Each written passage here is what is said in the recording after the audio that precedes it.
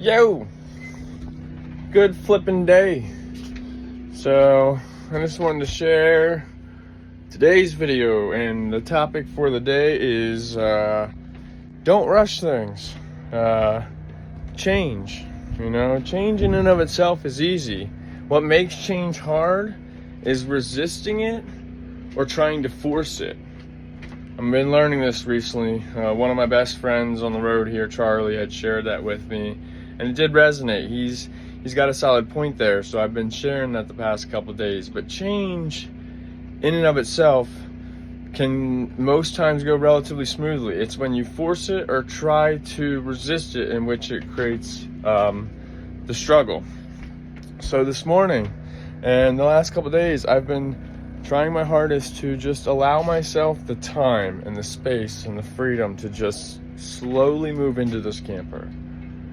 I am getting a little anxious. We're on day 2, but we're getting quite a bit of headway in there. We're really getting down to the nitty-gritty. Let's go over there and I'll take in there and take a look.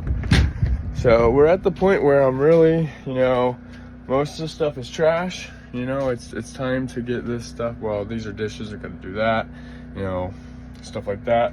But we're getting down to the end of the wire, just that's stuff that was under the bed. But what I'm trying to say is don't rush things and don't resist them. And right now, it's been a little bit challenging because I've had struggles in the past with letting go of things, even when it may look like trash or is trash. Just due to, let's say 10, 12 years ago, there was a portion of my life where I had spent about a year homeless by choice because I was addicted to hard drugs, and I chose the drugs over a place to stay. My kid and my fiance at the time was allowed to go back to my parents' house, and so was I. But I had to make a choice. Did I want to do the drugs, or did I want to have a place to stay? I chose the drugs, and consequently, there were nights where I can remember digging underneath the driver's seat looking for enough change to put gas in the car just to simply stay warm. Wow.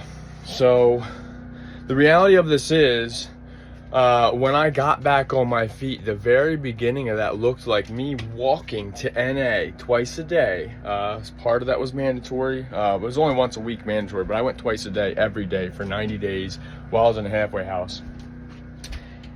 Throughout that experience of walking to the NA meetings, I had recognized the trash route. I then started saying, oh wow, there's a Sony Explode subwoofer and there's a snapped guitar. So I picked them up on my way back from NA one night.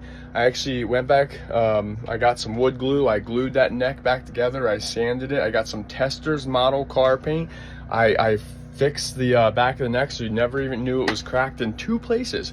I actually took that into Pawn Plus in Lancaster City, and I should have bricked because they offered me $60 for this guitar that I pulled out of the trash can on my way to an NA meeting. That was game on. So that first $60 got me into a Goodwill, because remind you, I was living in a car. I was putting change in there to keep it on to stay warm. This was February. It was 17 degrees in Pennsylvania. I went to Goodwill and I, bought a couple $3 items, and I started putting stuff on eBay. Lo and behold, a couple years went by and we did over 6 figures on eBay, an eBay power seller store. That store is still there today. It's called Thingamajiggers. That's my handle. I have well over 1,000 feedback from all the different sales that we've produced on that particular channel. But once again, just to bring this all back around, I was homeless, and I developed and created a lot of habits in that particular lifestyle that is extremely hard. Now we're going back 13 years later, and I'm still struggling to break some of them habits. I still struggle to throw things away that I know are trash, but I'm just stuck in the old mentality in which I used to live. Okay? So, these are some of the ramifications of some of the choices you may make in your life. If you decide to be homeless, this could happen. I'm not saying it's right, wrong, or indifferent. It was simply a choice that sent me into a particular direction. So, super freaking blessed, and I'm grateful that this is the situation I'm in. But I was sitting there thinking today, and I was aware of this, you know, don't go rushing this new purchase, because all this stress and all this cloud of what looks to be huge, because it's in the direct interim, like the right now, here and now, is just going to transfer to the next step of the process. So as soon as I got that new toy hauler, I know that now there's going to be a new picture in front of me that says, okay, now the stress or the burden is emptying this toy hauler out into that toy hauler. And if I allow myself to continue to engage in the stress and entertain it and say this stress is just never going to end, because as soon as I clean this out, the stress will be listing it. Then after I list it, it'll be, as soon as I list it, it's going to be the next thing, you know, figuring out the next part of the journey. But all that's all that's to be said.